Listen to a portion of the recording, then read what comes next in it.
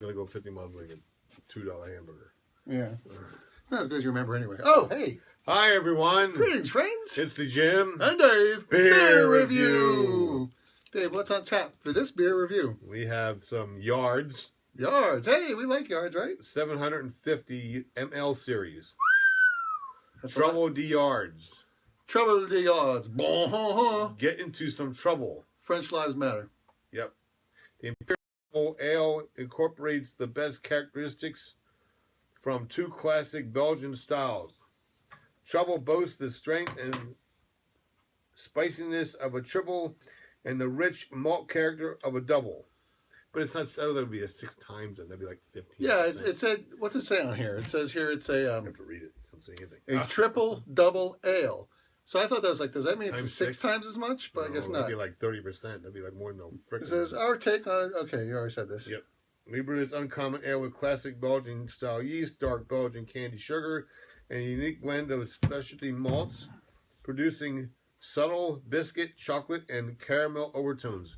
Mmm. Caramel, chocolate. We didn't rehearse Whatever you want. You know, it's all good. It's all there. Know your yards. This style is an Imperial double ale. ABV is 9.3. IBUs are 66.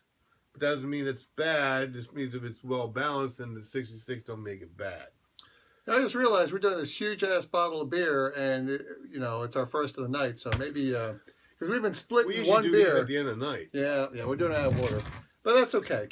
Yeah, maybe it'll give us more a reasonable personality now. Tell my coworkers we don't even like drink one beer each anymore. We share the beer. Right. We try and dial it down because we tell people to drink responsibly and it can cause health problems. Have a good time and a good laugh with your friends and stuff. Right, but we say pairings, chocolate hard, and blue cheeses. Hard and blue cheese, and it's hard cheese. Oh, hard cheese. Okay. Availability November through January, beginning in even years. Well, this is pretty darn dark. Even years is 15. So, in case you guys didn't see it. Okay. Formats are 750 milliliter bottles in limited draft. Year introduced 2001, relaunched in 2009. So apparently, even years is the odd years. Well, this is dark, Dave. Yeah, but I can see a little bit of the light through it. A little reddish, a little brownish. Oh, these glasses do one hell of a difference, man.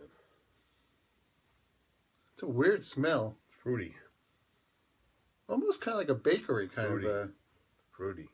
Somewhat. I smell fruit. I smell like flour, like baking flour. I smell fruit. That's odd. I hope it tastes better than it smells. That's what I said to her. Cheers, people. Have some more. Here, people.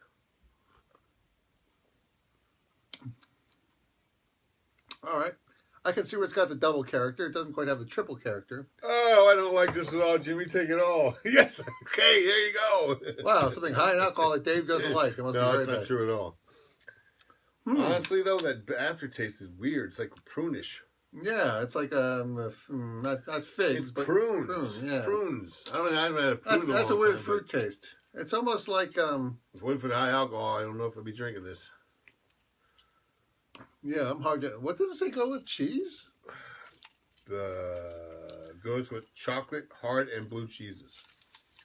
Okay, yeah, that's an interesting character. I mean, blue cheese. I have blue cheese on my blue cheese salad dressing. I've had blue cheese on a bacon burger. That's pretty good. Bacon burger. Burger. Feed us. Watching Simpsons earlier. I can't believe that show's still in the air. Yeah, right. Well, I'm trying to come up with what I'm tasting here. I was watching some Married with Children on YouTube the other day. God, man, brings it back. 1987, dude. Anyway, enough about that. But I was just like, well, Dave, as far as this beer goes, it does have a bit of an alcohol kick at the end. It's not overpowering. It seems to be very malty, which isn't much of a description. Prunes. But it has a sweetness to it that seems to be a little bit more prevalent than, say, something that's hop forward would be. And it does have some. It's not citrusy, but it's more like you said, prunes. Maybe not quite raisins, but it does kind of have raisins, pruny raisins. That's it. That's it right there. Right there. Well, hey, well, thank you. Right there. You get right in the head with an open. This isn't my first radio, kid.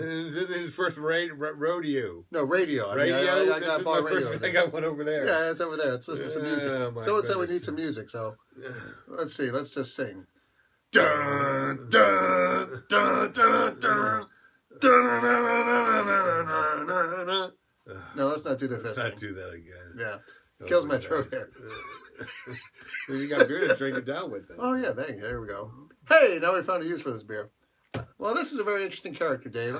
So this is a double that has triple characteristics, or this was a triple that had double characteristics? Maybe it's a triple with double characteristics. Yeah, boy, this is really... I don't like beer that confuses me. I'm kind of a simple guy, you know. It's like beer. Just tell us what up it or is. down. Hey, look, wait, it's got. Yeah, let me see. I'm sorry, I gotta go through that again. Go ahead, because that was complicated. Okay. It says this Imperial. All right, it's a double. Yeah. All right, good. Yeah, it's an Imperial double. Imperial double means it's like double the amount of alcohol. The best characteristics from 2 classic Belgian styles. Okay. Yep. Now, a triple boasts the strength and spiciness of a triple and the rich malt character of a double. Okay, like I said, it was malt forward. And we brew this with classic Belgian yeast strain. Okay. Dark Belgian candy sugar. Now when you add sugar, whether it be honey or brewer's sugar, Belgian kicks up the alcohol. Have the candy in it. You know, like Old Dominion candy. It's the Belgian sugar. Right, because it costs a lot. I guess it costs more money to put in more hops and more malt. So it's just like, hey, let's cheat a little bit and put some brewer's sugar in there. I assume it's sugar. Although I saw a very interesting recipe from George Washington. He said he uses molasses. He did? When did you hear him say that?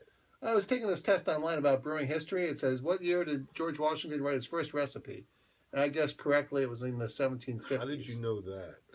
Well, just deductive reasoning. Because I figured, he was probably busy after 1776. I didn't know he didn't lie.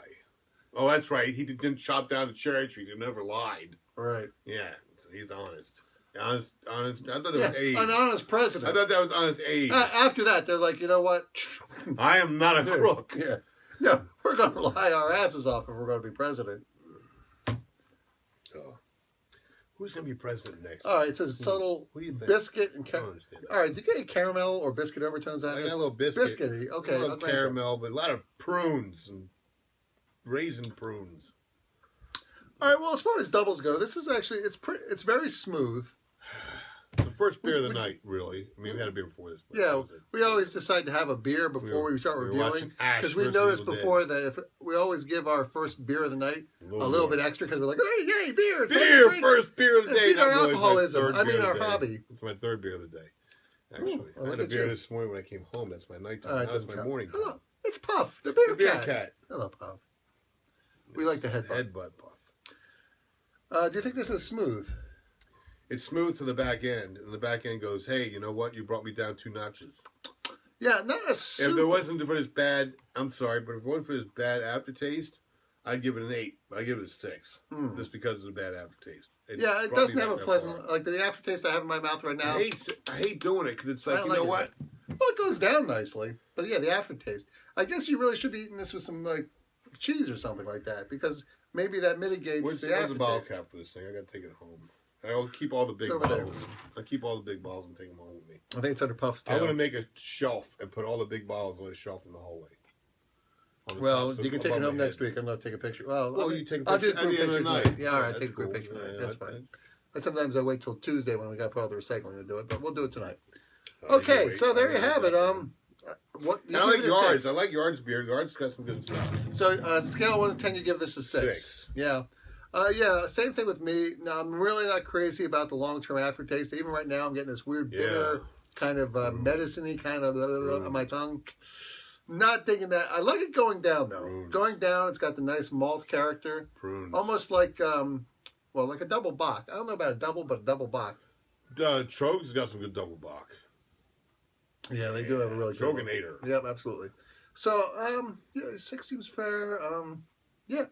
Well, dude, I'm right there with you. I think 6 is good. I was almost going to go with a 6.5, but this aftertaste. Well, what's the real difference between a 6 and 6.5? There isn't really that much of a difference. Yeah, it's got to be still not 7. To be a higher rating for me. I would not. It's got to be good mouthfeel, like good going down, good aftertaste, and lingering aftertaste. How much was it? Like $8? It was probably more than I should have spent because this usually bottles like this are about $8-9.